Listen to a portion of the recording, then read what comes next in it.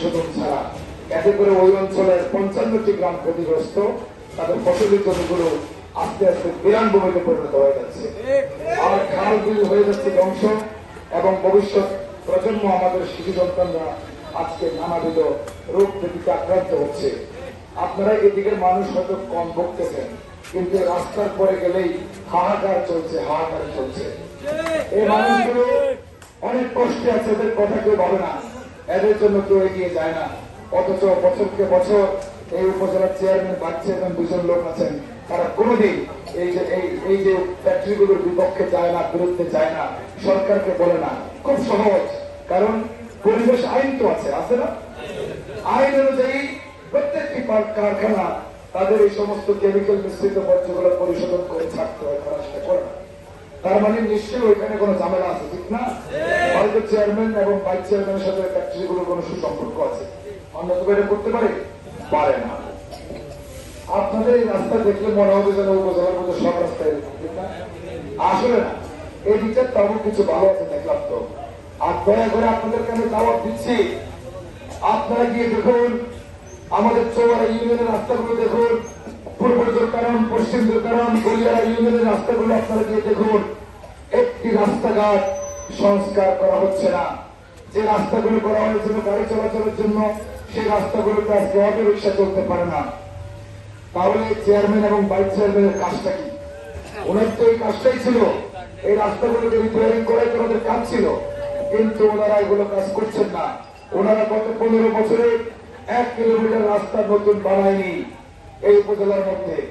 তাহলে এবং চেয়ারম্যান সাহেব এবং ভাইস চেয়ারম্যান সাহেব কোন এই উপজেলায় কোন একটি নতুন শিক্ষা প্রতিষ্ঠান করেনি, এমন কিছু করেনি এই উপজেলায়। আজকে 15 বছর 3 বারের পরেও ওনাদের যখন ভোটের জন্য যাবে, এই এলাকার মানুষ ভোট দেওয়ার মতো এরকম কোন কাজ কি আপনাদের সামনে করেছে? আমার এলাকায় করে নাই। আপনাদের এলাকায় করেছে কিনা? করেনি।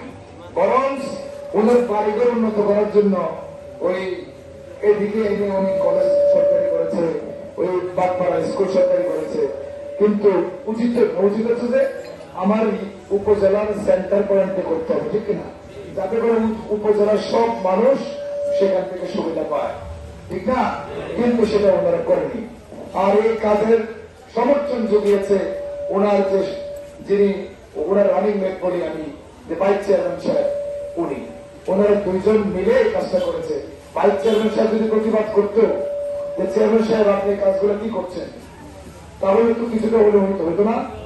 ভাইস চেয়ারম্যান সাহেব যথার সময় এগুলোর কোনো প্রতিবাদ করেননি, এবং শুধু তাই নয়, তাকে এগুলো করতে সমর্থন জুগিয়েছেন উনি। কারণ বিভিন্ন সময় উনি চেয়ারম্যানের প্রশংসায় ব্যস্ত থাকতেন, চেয়ারম্যানের পরিবারের মন্ত্রী মন্ত্রীদের প্রশংসায় উনি ব্যস্ত থাকতেন। উনি কিসের প্রতিবাদ করবেন?